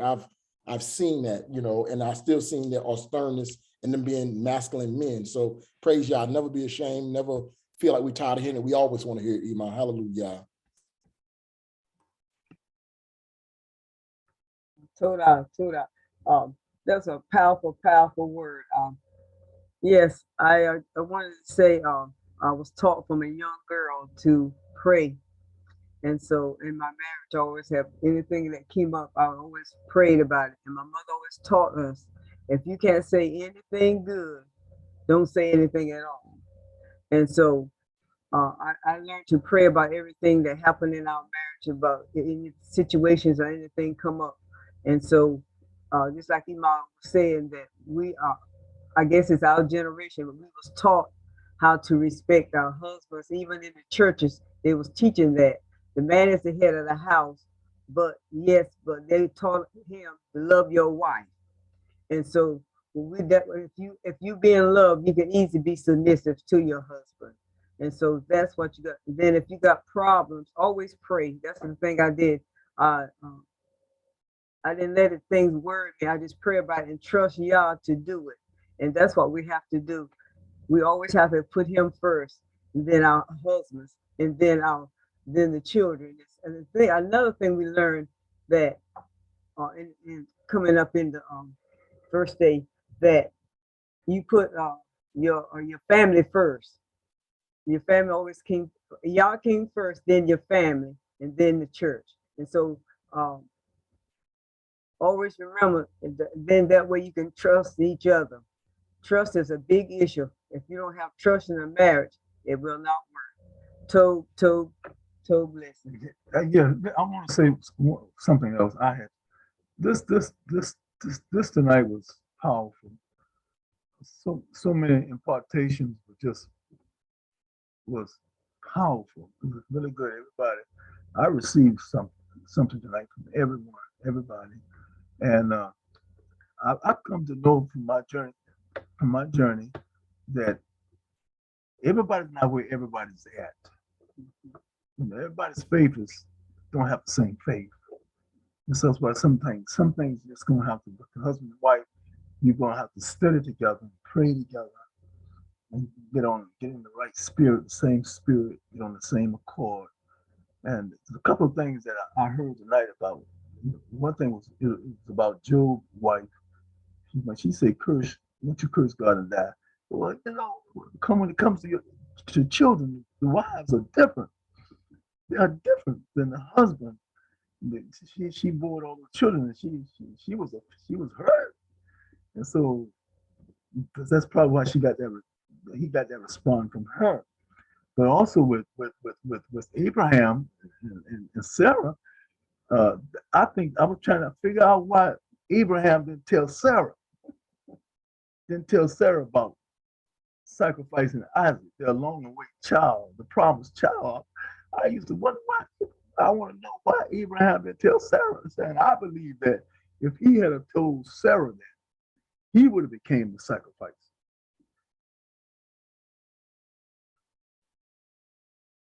Okay. All right. Okay.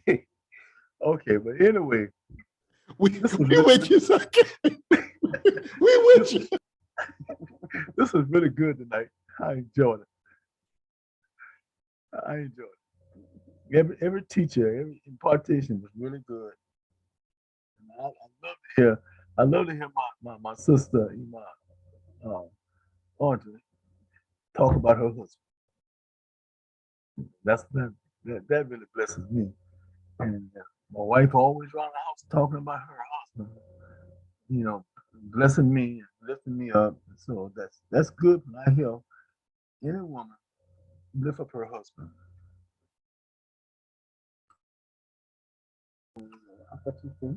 Yeah.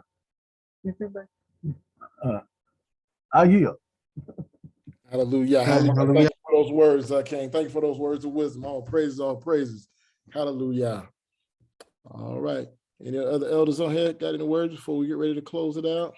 Praise Yah. All honor and esteem to the Most High Yah. This has truly been a Tobit lesson tonight. And all I can say is, he that has an ear, let him hear what the Ruach is saying to each individual person. Hallelujah.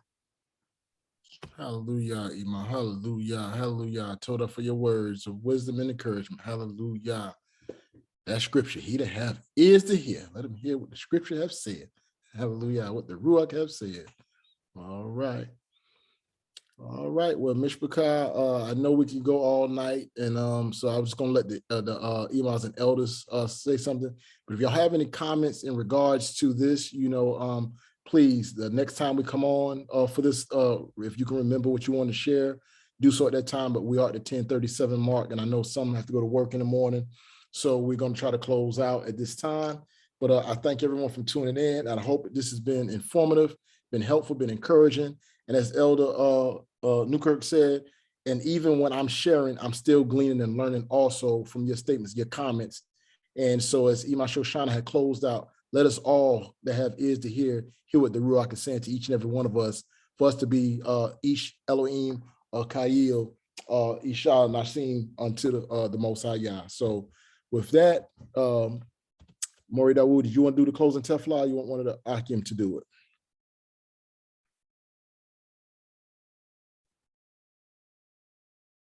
All right, one of the Akeem, if y'all would do the closing tefillah. You can, I got it. Okay. All hearts and minds clear.